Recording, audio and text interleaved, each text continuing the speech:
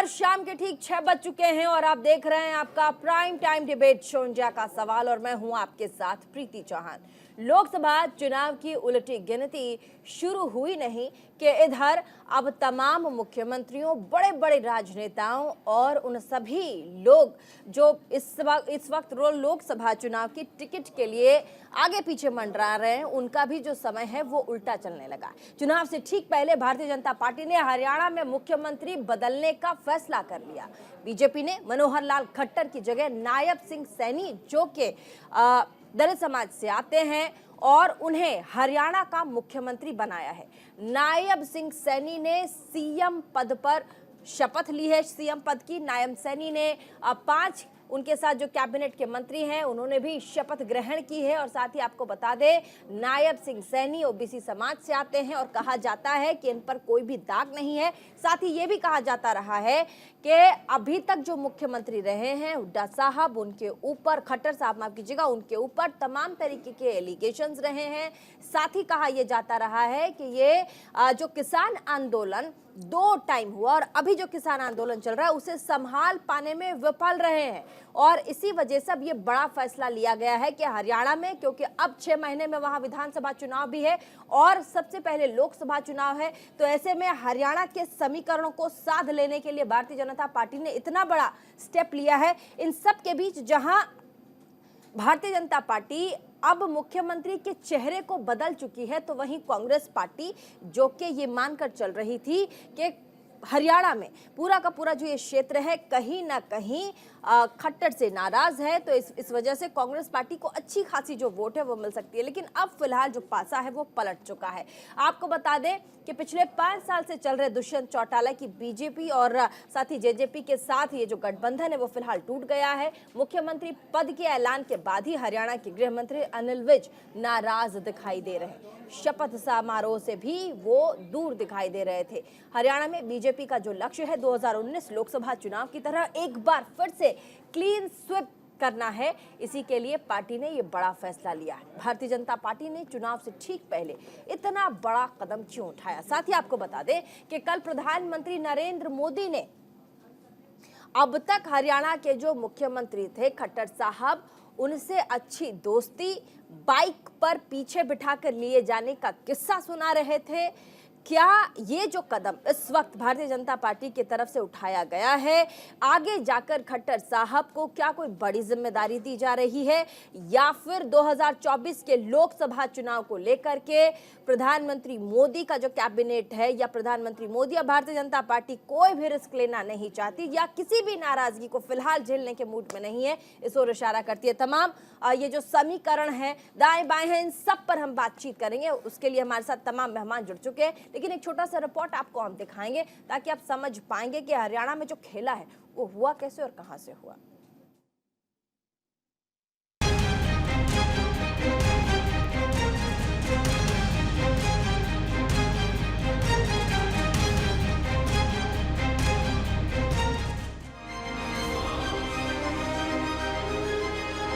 BJP ने एक बार फिर सभी राजनीतिक पंडितों को चौंका दिया है। लोकसभा चुनाव से ठीक पहले पार्टी ने हरियाणा में सीएम बदलने का फैसला कर विपक्ष को सोचने पर मजबूर कर दिया है। बीजेपी ने मनोहर लाल खट्टर की जगह नायब सैनी को हरियाणा का मुख्यमंत्री बनाया है। अब पिछले 5 साल से चल रहे दुष्यंत चौटाला की जेजेपी के साथ बीजेपी का गठबंधन भी टूट गया। खबरों की माने तो लोकसभा चुनाव में दोनों पार्टियों के बीच सीट बंटवारे को लेकर बात नहीं बनी थी। जेजेपी ने हरियाणा की 10 सीटों में से 2 की मांग की थी, लेकिन बीजेपी सभी सीटों पर चुनाव लड़ना चाहती थी। बीजेपी एक बार फिर से लोकसभा चुनाव में हरियाणा की 10 सीटों पर जीत दर्ज करना चाहती है। अपने लक्ष्य को पूरा करने के लिए बीजेपी कोई कसर नहीं छोड़ रही है। हरियाणा के नए मुख्यमंत्री नायब सिंह सैनी ओबीसी समुदाय से आते हैं और पूर्व सीएम मनोहर लाल के करीबी माने जाते हैं। बीजेपी के इस फैसले पर कांग्रेस पार्टी के कई नेताओं ने तंज कसा। कांग्रेस नेता दीपेंद्र हुड्डा ने सोशल मीडिया पर पोस्ट कर बीजेपी पर हमला बोला। इसके अलावा हरियाणा के पूर्व मुख्यमंत्री भूपेंद्र हुड्डा ने बीजेपी पर निशाना साधा। ये मॉरली जो है वो एक्सेप्ट कर चुके हैं डिफीट, क्योंकि हरियाणा के लोग मन बना चुके, छत्तीसगढ़ कांग्रेस की सरकार बनाने जा रहे हैं, जो 5 साल की फेलियर्स का जो है कैमोफ्लेज करना चाहते हैं, which is not possible. People have understood, लोग समझ चुके हैं ये कभी नाथ जनित का गठबंधन था ना हरियाणा के हित का था, ये ठगबंधन था। हाँ, क्योंकि मॉरल अथॉरिटी खो चुके हैं ये, और प्रेसिडेंट रूल के अंडर चुनाव होने चाहिए। अब देखने वाली बात होगी कि बीजेपी के इस फैसले का लोकसभा चुनाव पर क्या असर पड़ेगा। क्या 2019 की तरह एक बार फिर बीजेपी हरियाणा की 10 सीटों पर जीत दर्ज करेगी या कांग्रेस इस बार सेंधमारी करने में सफल रहेगी। न्यूज इंडिया के लिए आदित्य झा की रिपोर्ट। तो इस बड़े फेरबदल के लिए क्या कांग्रेस पार्टी तैयार थी, क्या उनके पास बैकअप प्लान था, और साथ ही इस बड़े फैसले के पीछे राज क्या है, उस पर हम बातचीत करेंगे। हमारे साथ भारतीय जनता पार्टी से रमन मलिक प्रवक्ता होंगे। स्वागत है आपका। विश्वेंद्र कुमार वरिष्ठ पत्रकार हमारे साथ स्टूडियो में मौजूद, स्वागत है आपका। संजय राणा राजनीतिक विश्लेषक हमारे साथ स्टूडियो में मौजूद, बहुत बहुत स्वागत आपका। हर्ष रंजन सीनियर एडिटर खुल के आपके हमारे साथ हैं, बहुत बहुत स्वागत आपका। कांग्रेस पार्टी से हमारे साथ प्रभात कुमार प्रवक्ता होंगे, कांग्रेस पार्टी के बहुत बहुत स्वागत आपका। सबसे पहले आपको लिए चलेंगे हमारे साथ प्रवक्ता कांग्रेस पार्टी के प्रभात कुमार जी। अभी तक तो हरियाणा को लेकर के आप लोग अश्योर थे कि ये वो बेल्ट है राष्ट्रीय राजधानी दिल्ली के आसपास का, जिस बेल्ट के लोग भारतीय जनता पार्टी या उनके जो कैंडिडेट्स वहां पर हैं उनसे नाराज चल रहे हैं। उसका बहुत बड़ा कारण एक तो पहलवानों का जो प्रोटेस्ट रहा है वो है, किसान आंदोलन है वो है। तो आप लोगों को ये सीधे सीधे पता था कि इस बेल्ट से हमें कितना वोट लेना है। अब जो कि इतना बड़ा बदलाव भारतीय जनता पार्टी की तरफ से किया गया, इतना बड़ा फैसला कि उन्होंने मुख्यमंत्री बदल दिया 2024 के लोकसभा चुनाव से पहले और होने वाले विधानसभा चुनाव से पहले। अब आप लोग आने वाले चुनाव में इस बेल्ट से, ये जो पूरा बेल्ट है हरियाणा का और उसके आसपास का, यहां से कैसे कांग्रेस पार्टी अपने लिए वोट लेकर आएगी? आवाज आपकी कम आ रही है प्रभात कुमार जी, अनम्यूट कीजिए, शायद म्यूट है, अनम्यूट कीजिए और जल्दी से जवाब दीजिए। मेरा नमस्कार। हाँ, कोई आश्चर्य की बात नहीं थी ये। हाँ, प्रीति जी, ये कोई आश्चर्य की बात नहीं थी। अच्छा, क्योंकि ये चीजें दिख रही थी।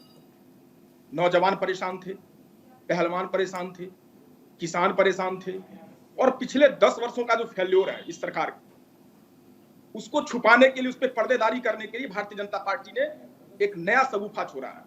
लेकिन हरियाणा के लोग प्रबुद्ध हैं, समझदार हैं, चीजों को समझते हैं। इनके सगुफे में इस बार तो खैर आने वाले हैं ही नहीं। और जहां तक जेजेपी की बात है, मैं आपको स्पष्ट कहना चाहता हूं, ये लोकसभा चुनाव में एक प्रयोग किया जा रहा है जेजेपी का, कि जो असंतुष्ट लोग हैं, जो जन आक्रोश है, उसको कैसे विखंडित किया जाए। लेकिन मैं आपको विश्वास दिलवाता हूं कि हरियाणा की जनता, मैं बार बार कहता हूं, हरि की धरती है हरियाणा, प्रबुद्ध जनता है वहां की, गीता का उपदेश वहां से प्रसारित किया था भगवान श्री कृष्ण ने।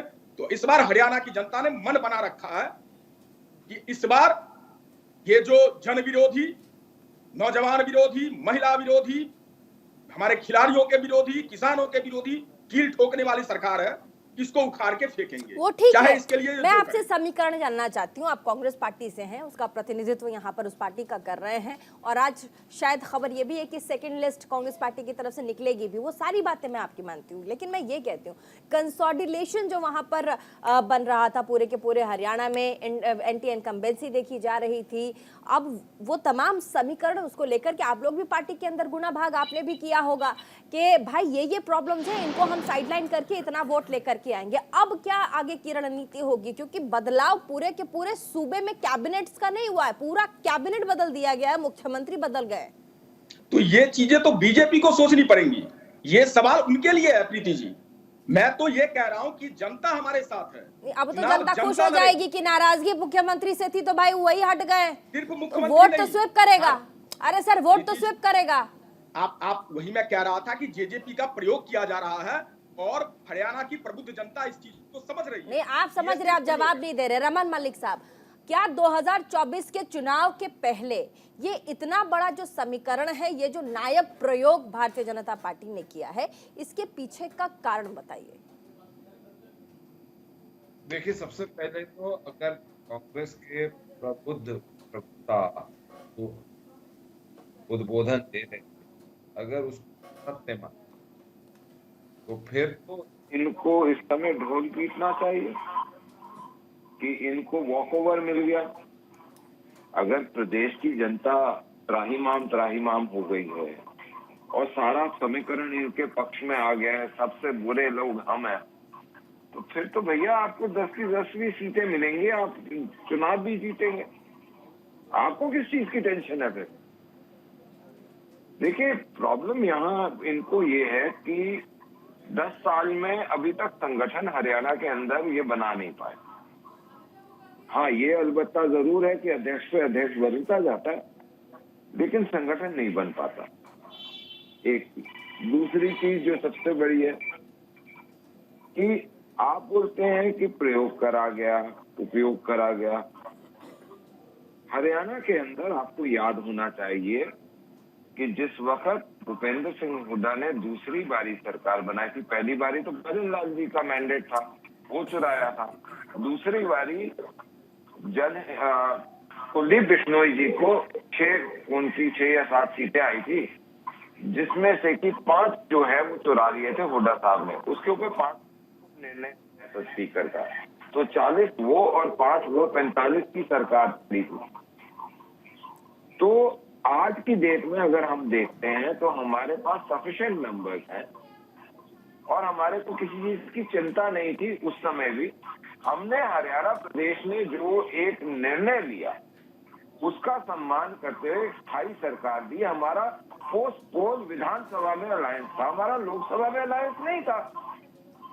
लेकिन अगर एक स्पेशल अलायंस हमारे पास पोस्ट करा जाएगा तो हमारी पार्टी का संगठन जो है उसने ये सोचा कि वो जरूरी नहीं है और हमने उससे मना कर दिया। आज ठीक भी है, अगर छोटे से ब्रेक पे हमें जाना पड़ेगा, वापस आएंगे, उसके बाद वापस चलेंगे। समीकरण क्या कुछ कहता है उस पर हम पूरी जानकारी अपने तमाम गेस्टों से लेंगे। छोटे से ब्रेक के लिए फिलहाल रुकना पड़ रहा है। ब्रेक के बाद एक बार फिर से स्वागत आप सभी का इंडिया के सवाल में। जल्दी से हम वापस चलेंगे। तमाम मेहमान हमारे साथ, सबसे पहले हर्ष रंजन सीनियर एडिटर खुल के आपसे, उसके बाद संजय राणा के पास चलेंगे, फिर हमारे साथ विश्वेंद्र कुमार वरिष्ठ पत्रकार भी हैं। सबसे पहले हर्ष रंजन जी, आपने 2 मेहमानों को सुना जो कि कांग्रेस पार्टी और भारतीय जनता पार्टी से आते हैं। कांग्रेस पार्टी से हमारे साथ जो मेहमान है उन्होंने सीधे सीधे मेरे सवाल को मोड़ दिया है। मैं कह रही हूँ, अब आपसे मेरा सवाल है, क्या कांग्रेस पार्टी अब क्षेत्र को लेकर उतना कॉन्फिडेंट हो पाएगी हरियाणा या उसके आसपास के इलाके को लेकर के, जब उन्होंने मुख्यमंत्री का चेहरा ही बदल दिया है जिस पर अभी तक रार था? जल्दी से। हाँ रमन मलिक साहब, मैं आपके पास आती हूँ, बस 1 सेकंड एक ओपिनियन ले लेती हूँ, फिर आपके पास में आऊंगी। जल्दी से हर्ष जी। देखिए, ये जो प्रीति हरियाणा में जो चेंजेस हुआ है, इस चेंजेस को समझने के लिए हम ऐसे समझ सकते हैं कि जो खट्टर साहब को रिप्लेस किया गया है उसकी 3 वजहें क्या है। एक तो इसमें बहुत ज़्यादा रीड करने की ज़रूरत है नहीं, क्योंकि जो नायब सिंह है, नायब जी स्वयं आप देखें वो खट्टर के बहुत करीबी माने जाते हैं और लगातार उनके संपर्क में रहे हैं। दूसरे की जो खट्टर कैबिनेट के 5 मंत्री थे, उन 5 मंत्रियों को शपथ दिलाई गई है, ये वही मंत्री हैं। इतना ज़रूर है, पहली वजह अगर आप मान लें कि 10 साल से एक एंटी इनकम्बेंसी का फैक्टर तो था ही, जिसकी वजह से उन्हें बदला गया। दूसरा, सांसद ब्रिजेंद्र सिंह ने जो बीजेपी छोड़ी, इनके छोड़ने से बीजेपी को कहीं ना कहीं ये डर सता रहा था कि कहीं जाट समुदाय जो है वो कांग्रेस की ओर न चला जाए।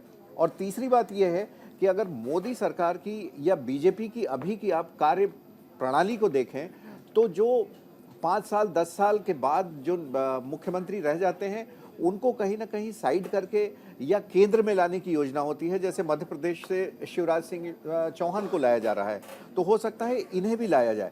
तो कुल मिला के जो बीजेपी की ये स्ट्रैटेजी है निश्चित तौर पर है कि लोकसभा की 10 सीटें एक बार फिर उनके पास जाएं, जाट समुदाय नाराज ना हो और इनको हटाने से थोड़ी बहुत हो सकता है कि उनको मिले, क्योंकि विधानसभा चुनाव भी होने हैं और उसमें बीजेपी इस बार पूरी कोशिश करेगी कि 45 से ज़्यादा सीटें आए, खुद के बल पे वो सरकार बनाए, कम न रहें।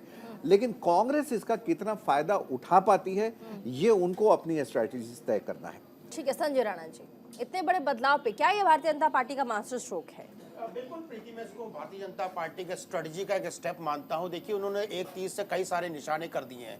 देखिए, कहीं ना कहीं अगर आप हरियाणा की बात करती हैं तो हरियाणा में जाट बहुल कहा जाता है, जो तकरीबन 22 से 23% उनकी पॉपुलेशन है जो उनका वो है। और सैनी जी को बना करके कहीं ना कहीं वो जो ओबीसी समीकरण उसको साधने की कोशिश किया गया। अब क्या होगा कि अगर जो कोई भी मैदान में जाता है, चाहे कांग्रेस हो चाहे विपक्षी पार्टी हो, कोई भी पार्टी हो, तो कहीं ना कहीं जो जाटों के वोट में बिखराव होगा, नंबर 1। नंबर 2, जब दूसरे जाति हैं जो नॉन जाट है, वो कहीं ना कहीं कंसोलिडेशन होता है, वो बीजेपी के पक्ष में जाता है। तो ये एक तरह से गणित के तहत किया गया। दूसरा, जहां तक आप बात करी थी कांग्रेस पार्टी की थी कि कांग्रेस पार्टी की समस्या क्या है कि कांग्रेस पार्टी के पास न डंडा है न झंडा बचा है। और नेता की बात हमें करना नहीं चाहता हूं, तो जब तक झंडा और डंडा नहीं रहेगा तब तक आपके साथ संगठन नहीं होता। संगठन नहीं होगा तो आप कोई चुनाव नहीं लड़ सकते। देखिए ऐसा है कि भारतीय जनता पार्टी के अंदर क्या हो रहा है उससे कोई फर्क पड़ना चाहिए। आप उस जो बदलाव हुआ है उसको कितना इनकैश कर सकते हैं वो महत्वपूर्ण हो जाता है। और इनकैश करने के लिए इनके पास आज के जमाने में कुछ है। कांग्रेस पार्टी इनकैश कितना कर पाएगी ये महत्वपूर्ण। हमारे साथ वरिष्ठ पत्रकार भी हैं विश्वेंद्र जी। क्या कांग्रेस पार्टी इस पूरे के पूरे आज इवेंट को जो हुआ है क्या वो उसे इनकैश कर पाएगी? देखो यहाँ पर प्रीति जी ये इनकैश वाली बात आती है, बिल्कुल ठीक कहा आपने। उनके लिए मौका आया एक बहुत अच्छा, इसको वो कैश कर सकती हैं, लेकिन उनकी जो स्थिति है ज़्यादा अच्छी नहीं है। मनमुटाव ज़्यादा है पार्टी में, परंतु आज अगर वे चाहे तो इसको बहुत अच्छी प्रकार से भुना सकते हैं। चूँकि जेजेपी का मैसेज, चूँकि जिस समय जेजेपी ने चुनाव लड़ा था, दुष्यंत चौटाला ने चुनाव लड़ा था, वो भारतीय जनता पार्टी के खिलाफ लड़ा था और फिर उनके साथ चले गए थे, तो उनको तो ये कह सकते हैं ये मत के विरोध में गए तो उनके कहने के लायक मुद्दा मिल गया। भारतीय जनता पार्टियों की सरकार नहीं चला पाए, ये भी उनके पास एक पॉइंट है। उसके साथ में उनको जो दूसरी पार्टियां हैं जो अच्छा विरोध प्रकट नहीं कर पाई, उनके लिए भी एक मैसेज दे सकती है। मैं यहाँ पे प्रीति जी एक बात और कहना चाहूँगा। आज से 57 वर्ष 4 महीने 12 दिन पहले 1 नवंबर 1966 को हरियाणा का जन्म हुआ था और आज ये 19वें सीएम बने नयाब सैनी जी।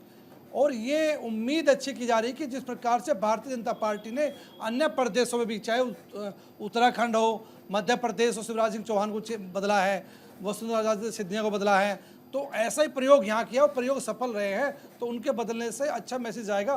गुजरात में प्रभात कुमार जी, क्या इसे अपॉर्चुनिटी में आप लोग बदल पाएंगे? जैसा कि हर्ष रंजन जी भी कह रहे हैं, संजय राणा भी कह रहे हैं कि बड़ा अपॉर्चुनिटी है, अगर इसे कांग्रेस पार्टी चाहे तो भुना लेगी, कैश कर लेगी। प्रीति जी, सबसे पहले मैं अपने बड़े भाई मल्लिक साहब की बात का जवाब देना चाहूंगा। ये अभी इन्होंने बीजेपी की जो प्रोपेगेंडा पॉलिटिक्स है इसकी कलई खोल के रखी। और मैं ऐसा क्यों कह रहा हूं, इन्होंने कहा विधानसभा में तो हमारा गठबंधन था लेकिन लोकसभा में नहीं था। तो अब एनडीए के जो घटक दल है वो ये सोचने पे विवश हो जाएंगे कि क्या भारतीय जनता पार्टी के साथ गठबंधन रखना चाहिए नहीं रखना चाहिए, मैं उनपे छोड़ता हूं। दूसरे हमारे राजनीतिक विश्लेषक साहब कहते थे झंडा और डंडा की बात। संजय जी, बड़े भाई हैं आप, झंडा तो हमारे पास तिरंगा है, हाँ डंडे वाली राजनीति हम नहीं करते।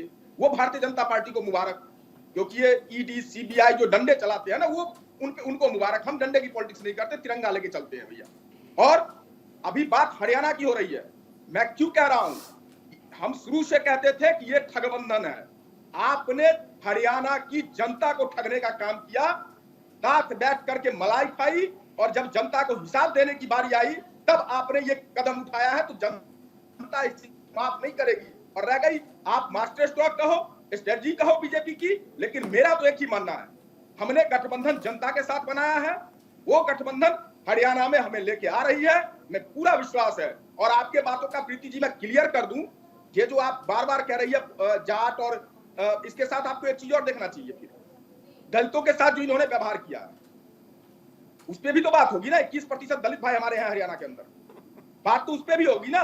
जो पहलवान बेटियों को घसीटा जा रहा था, तो महिलाएं तो है आदिवासी हमारी वहां पे, वो भी तो निर्णय करेंगी ना, छोड़ते हैं उन पे। ठीक है, ये निर्णय हम रमन मलिक के पास आएंगे, भारतीय जनता पार्टी के प्रवक्ता छोटे से ब्रेक के लिए, उसके बाद रमन मलिक के पास हम जल्दी से आएंगे। छोटे से ब्रेक के लिए रुक रहे हैं, ब्रेक के बाद वापस आएंगे। हमारे साथ तमाम मेहमान जल्दी से वापस चलेंगे। मलिक साहब जल्दी से, भारतीय जनता पार्टी के प्रवक्ता, अपनी बात पूरी कीजिएगा।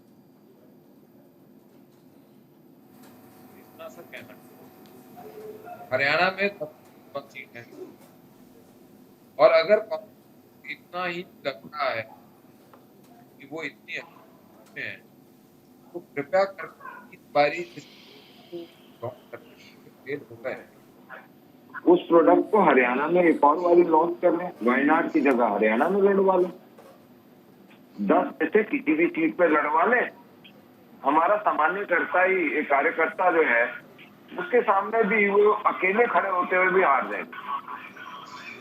तो ये जो है ना वास्तविक स्थिति, इनके भ्रम की, अपने आप को खुश रखने की इनकी हालत ये है कि आज कोई भी कांग्रेस का स्थापित नेता इस लीडरशिप के अंतर्गत अपने बलि नहीं चढ़ाना चाहता लोकसभा के चुनाव में, और यही वास्तविकता है।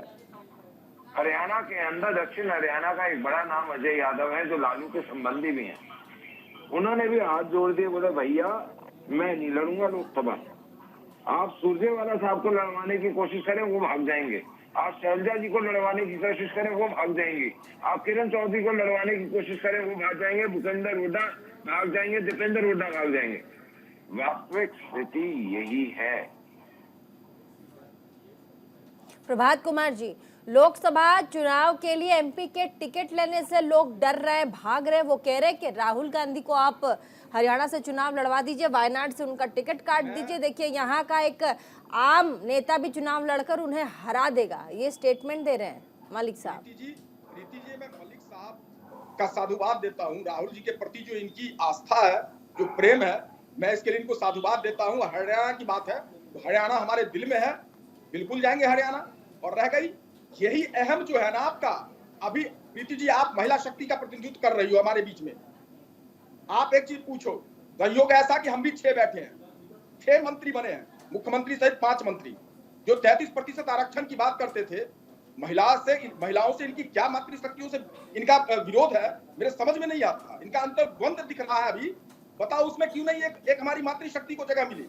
अरे बढ़ा लेते 1-2 मंत्री भाई, अगर आपको दिक्कत हो रही थी तो। और अनिल विज साहब कहाँ हैं? दिख नहीं रहे थे मंच पे।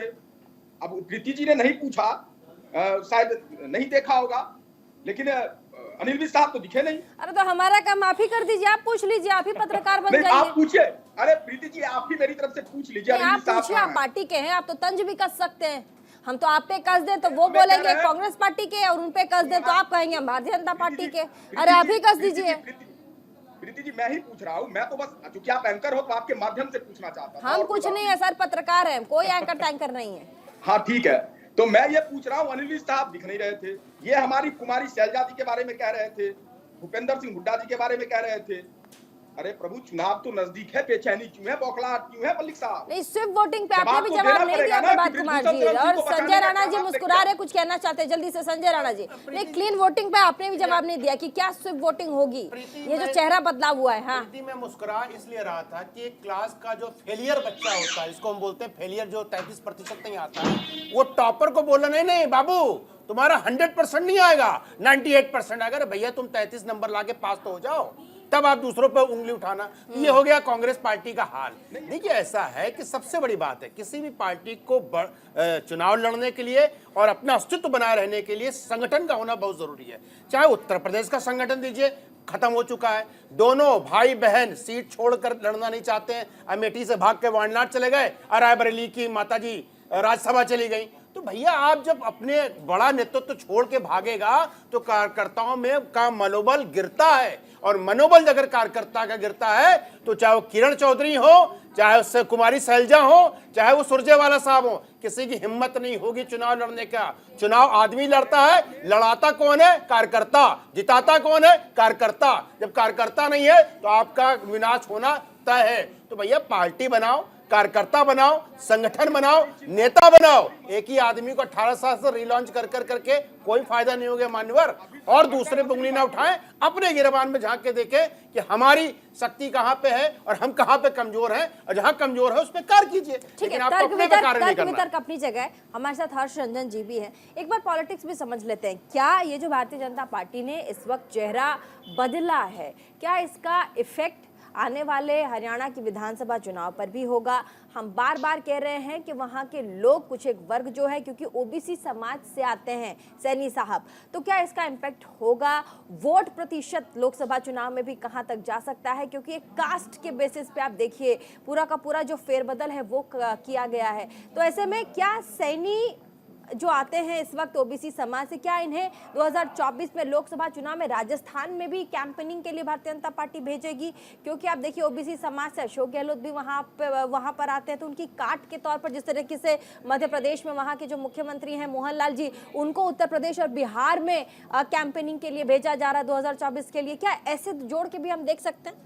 प्रीति, जब तक आप ये सवाल पूछ रही थी, मैंने पिछले 2019 के जो लोकसभा चुनाव थे उनमें हरियाणा में बीजेपी और कांग्रेस में किसको कितना प्रतिशत वोट मिला था और कौन किसके साथ था, ये मैं ज़रा आंकड़ों के साथ आपके साथ बात करूंगा। जो गैर जाट हैं, आगड़ी जातियां हैं, बीजेपी के साथ 2019 के चुनाव में 74% थी और कांग्रेस के पास 18% थी। जो जाट हैं वो बीजेपी के पास 50% और कांग्रेस के पास 33% थे। पिछड़े जो ओबीसी की हम बात कर रहे हैं, बीजेपी के साथ 70% और कांग्रेस के साथ 22, और इसी तरीके से दलित जो है बीजेपी के साथ 58, कांग्रेस के साथ 28। ये मैं 2019 का वोट शेयर पेश कर रहा हूं। और मुस्लिम समुदाय जो है बीजेपी के साथ 14% था और जबकि कांग्रेस के साथ 86% था। ऑफ कोर्स जो मुस्लिम वोटर्स का आंकड़ा है वो बहुत ज़्यादा स्विंग है कांग्रेस की तरफ, लेकिन बाकी गैर जाट, अगड़ी जातियाँ, जाट, पिछड़े और दलित जो हैं उसमें जो कांग्रेस और बीजेपी के बीच 2019 के लोकसभा चुनाव का जो वोटों के प्रतिशत का अंतर था, सवाल ये कि क्या बीजेपी के इस स्ट्रैटेजिकल बदलाव से कांग्रेस फायदा ले पाएगी? जवाब है नहीं, शायद नहीं, क्योंकि हमारे को पैनलिस्ट जैसा बता रहे थे, चुनाव जीते जाते हैं जमीनी कार्यकर्ताओं के बल पर, नए नेताओं के बल पे। आप बीजेपी की स्ट्रैटेजी देखिए, इंटरनल बिकरिंग ना हो पार्टी में, इसके लिए उन्होंने ऐसे ही व्यक्ति को मुख्यमंत्री बनाया जो मनोहर लाल खट्टर के बेहद करीबी थे। दूसरी ये देखिए कि जो नायब सिंह सैनी बने हैं मुख्यमंत्री, ये हरियाणा प्रदेश बीजेपी के अध्यक्ष थे। अध्यक्ष कब बने? 1 साल भी नहीं हुआ है। इसके पहले जो अध्यक्ष थे ओपी धनखड़ जाट से थे और जी कैबिनेट में भी रहे और ये ओबीसी थे। तो किस तरीके से बैलेंसिंग एक्ट कर रही है बीजेपी, इससे इनके वोटों का जो मैंने प्रतिशत दिया, क्या कांग्रेस के लिए इतना आसान होगा पलटना? ये सवाल इतना आसान नहीं है, और आसान इस मामले में है कि शायद बहुत मुश्किल हो करना। ठीक है, जवाब ले लेंगे। हमारे साथ प्रभात जी, जल्दी से जवाब दीजिए। बहुत बहुत बहुत गहन सवाल है, बहुत गहन सवाल। हाँ बिल्कुल, हर्ष रंजन जी सीनियर एडिटर हैं, बड़े भाई की तरह हैं, लेकिन इनको ये एक चीज समझना पड़ेगा, नदी में पानी बहुत बह चुका है हर्ष भाई। मैं इसलिए बोल रहा हूं ये बातें कि जब महिला पहलवानों को दिल्ली की सड़कों पे घसीटा जा रहा था तो वो हरियाणा के प्रतिष्ठा का विषय था। जब किसानों को बॉर्डर पे कील लगा के रोका गया है तब वो पूरे किसानों के प्रतिष्ठा का विषय है। और ऐसे जब नौजवानों की नौकरियां जाती है, महंगाई चरम पर गई है, ये सारे घटनाक्रम 19 के चुनाव से आप 24 में नहीं कर सकते बराबरी। 19 में क्या हुआ और 24 में क्या होगा ये बराबर नहीं हो सकता। ये घटनाक्रम हुआ है, ये सत्य है।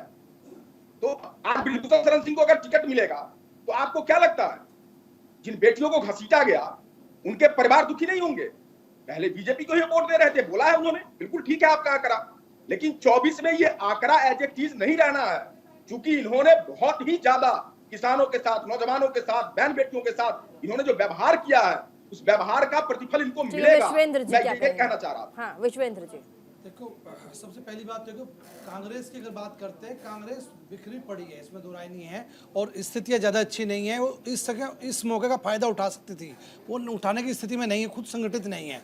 लेकिन यहाँ पर एक बात और कहना चाहेंगे कि 2019 में जो चुनाव हुए थे उसके बाद 13 महीने किसान रहा बॉर्डर पर, और उस किसान में हरियाणा की संख्या काफ़ी अच्छी थी, वो भी विरोध झेलना पड़ेगा भारतीय जनता पार्टी को। और दूसरा जो पहलवान थी, महिला पहलवान या दूसरे पहलवान भी थे, वो भी एक घटना हुई थी, वो भी मानना पड़ेगा, वो भारतीय जनता पार्टी का निगेटिव है। और इस समय एंटी इनकम्बेंसी थी किसके प्रति, ये विशेष मानना पड़ेगा मनोहर लाल खट्टर के प्रति। ये बदला है तो खैर भारतीय जनता पार्टी ने इसमें फ़ायदा लेगी नायब सिंह सैनी को ला करके, ये अच्छा हो सकता है उनके लिए। लेकिन बाकी चेतावनी भी है रमन मलिक जी और भारतीय जनता पार्टी के लिए, ये चेतावनी है, उनको ध्यान रखना पड़ेगा। अदरवाइज चेतावनी। छोटे से ब्रेक के लिए रुकेंगे, छोटे से ब्रेक के लिए, कहीं मजा आएगा, फौरन हाजिर होता है। ब्रेक के बाद एक बार फिर से स्वागत आप सभी का, वापस चलेंगे, लेकिन शुरुआत इस वक्त बड़ी खबर से कर लेते हैं। लोकसभा चुनाव के लिए कांग्रेस पार्टी ने अपनी दूसरी लिस्ट जो है वो जारी कर दी है। आपको बता दें कि पहली लिस्ट जारी हो चुकी थी, अब ये दूसरी लिस्ट है। दूसरी लिस्ट में 43 उम्मीदवारों के नाम का ऐलान किया गया है, जिसमें असम, मध्य प्रदेश, उत्तराखंड के उम्मीदवारों को, उनके नामों को घोषित किया गया है। आपको बता दें जोराहाट से गौरव गोगोई को इस वक्त कांग्रेस पार्टी ने टिकट दिया है। छिंदवाड़ा से नकुल नाथ चुनाव लड़ेंगे, उनको टिकट दिया गया है। जालौर से वैभव गहलोत को कांग्रेस पार्टी ने टिकट दिया है। गुवाहाटी से मीरा गोस्वामी कांग्रेस प्रत्याशी बनाई गई हैं। वहीं वलसाड से आनंद पटेल को कांग्रेस पार्टी ने टिकट दिया है। कुल मिलाकर 43 कैंडिडेट्स के नाम यहां पर सेकंड लिस्ट में कांग्रेस पार्टी ने घोषित किया है। कल सीईसी की बैठक कांग्रेस पार्टी की थी और ऐसे में आज जो है वो नामों का ऐलान कांग्रेस पार्टी ने कर दिया है। सेकंड लिस्ट कांग्रेस पार्टी की आ गई है और कल भारतीय जनता पार्टी की सीईसी की मीटिंग थी, लेकिन सेकंड लिस्ट फिलहाल भारतीय जनता पार्टी की तरफ से फिलहाल घोषित नहीं किया गया, सामने नहीं आया। लेकिन अभी फिलहाल कांग्रेस पार्टी ने अपनी तरफ से दूसरी जो उनकी लिस्ट है वो सबके सामने है। उसमें 43 नाम बड़े नाम है जिनको टिकट दिया गया है। कांग्रेस पार्टी ने इन नामों पर इस बार भरोसा दिखाया है। वापस चलेंगे डिबेट में, हमारे साथ तमाम मेहमान जल्दी से वापस चलेंगे। हमारे साथ भारतीय जनता पार्टी के जो प्रवक्ता है लगातार वो हाथ उठा रहे थे, उनके पास उनसे हमने सवाल लिया नहीं था। बोलिए सर, जल्दी से क्या कहेंगे? देखिए, मैं हरियाणा के विषय पे ही वापस आता हूँ और विषय बहुत बात है कि आप यहाँ से राहुल गांधी को चुनाव लड़वा दीजिए, छोड़िए ना, सारी चीजें आपको अगर इतनी स्पष्ट दिख रही हैं और आपके पक्ष में दिख रही हैं तो आप डरते क्यों हैं? एक चीज। दूसरी चीज, इस पे भी नहीं जाते कि आप 10 साल में संगठन नहीं बना पाए, लेकिन प्रमुख सवाल ये है कि आपके अपने नेता अजय यादव जी हाथ जोड़ के आपको मना कर चुके हैं कि मैं चुनाव नहीं लड़ूंगा। और वो अजय यादव हैं जो नाराज हो रहे थे कि जी मेरे को चुनाव लड़ना है। तो वो ऐसा क्यों हुआ? ये जो समीकरण बदले हैं 3 राज्यों के चुनाव के बाद, लोगों ने स्पष्ट रूप से देखा है। अगर आप कबूतर की तरह आंखें बंद करके बैठना चाहते हैं तो वो आपकी मर्जी है, उसमें हम तो कुछ नहीं बोल सकते।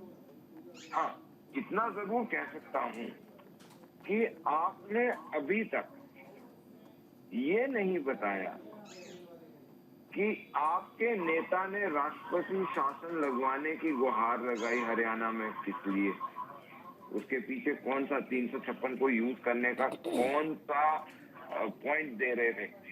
दूसरी चीज, बार बार उदय भान जी ने, जो आपके यहाँ के अध्यक्ष हैं, बार बार चिल्ला के कह रहे थे कि बीजेपी से कम 8-10 विधायक हमारे पास आने को बैठे हुए हैं। तो इससे अच्छा तो मौका ही नहीं था कि उनको आप बिठा लेते अपने पास, अल्पमत की सरकार हो जाती। चेंज तो आप लोगों ने भी किया है, आगे आने वाले समय में पता चल जाएगा कि अगर ये चेंजेस किए गए हैं तो इनका फायदा पार्टी को हुआ है कि नहीं हुआ। बाइंड अप की तरफ ठीक है, बाइंड अप की तरफ जाना पड़ेगा तमाम। मैंने छोटा सा एक बार रिएक्शन, बाइंडिंग रिएक्शन लेंगे, जल्दी से शुरुआत कर लेते हैं हर्ष जी से, उसके बाद संजय राणा से। जल्दी से बाइंडिंग रिएक्शन दीजिएगा साहब, फटाफट, कम शब्दों में। बस बहुत कम शब्दों में अगर कहें तो बीजेपी ने अपनी स्ट्रैटेजी बहुत ही बेहतरीन तरीके से खेल दी है। जाहिर सी बात है बीच में कुछ मुद्दे हुए थे जो कांग्रेस के प्रवक्ता उठा रहे थे, लेकिन क्या आज वो मुद्दे एग्जिस्ट कर रहे हैं? बिल्कुल नहीं कर रहे हैं। और बीजेपी ने अपनी नई स्ट्रैटेजी से शायद उन पे और पानी फेर दिया। संजय राणा जी, देखिए, बीजेपी फेमस है स्ट्रेटजी और एग्जीक्यूशन के लिए, वो अपना स्ट्रेटजी एग्जीक्यूशन कर रहे हैं। लेकिन जहाँ तक बात आती कांग्रेस को, तो कांग्रेस को अपने मुद्दे लाने पड़ेंगे, वही घिसे पिटे मुद्दे, महिला पहलवान और जाट आंदोलन। इससे देश का काम नहीं चलेगा, इससे हरियाणा की जनता का भी कोई भला होने वाला नहीं है। तो आपको मुद्दे लाने पड़ेंगे जिसमें जनता का सरोकार हो, जनता आपकी बात सुने और आपको वोट करे। प्रभात जी, जल्दी से छोटा सा रिएक्शन। डबल इंजन की सरकार है मणिपुर, प्रधानमंत्री जी को भेज दो आप चुनाव लड़ने में। अगर इतना ही आपने काम करके दिया है ना, भेज दो, एक बार पता चल जाएगा। मलिक साहब, थोड़ा सा रिएक्शन जल्दी से। देखिए, प्रधानमंत्री तो किसी जीत ही रहे हैं, उनको चेंज करने की जरूरत नहीं है। आप अपना बताइए कि वायनाड की इधर उधर राज्यसभा, लोकसभा, छोटा सा रिएक्शन, छोटा सा बिल्कुल है। बहुत बहुत शुक्रिया तमाम मेहमान हमारे साथ इस डिबेट में। और साथ ही आपने देखा कि कैसे हरियाणा का जो समीकरण है वो फिलहाल 2024 के लोकसभा चुनाव के पहले बदल गया है और विधानसभा चुनाव हरियाणा के उससे पहले भी बदला जा चुका है। इसका कितना फायदा कांग्रेस पार्टी उठा पाएगी और साथ ही आने वाले समय में जो चुनाव है, इस ये चेहरा बदलने के पीछे इसका जो कारण है वो हमने जानने की कोशिश की और इसका फायदा भारतीय जनता पार्टी कितना उठा पाएगी ये भी आने वाले समय में पता चलेगा। फिलहाल छोटे से ब्रेक के लिए रुक रहे हैं, कहीं मत जाइएगा, देखते रहिए सवाल इंडिया का और साथ ही देखना न भूलें न्यूज़ इंडिया।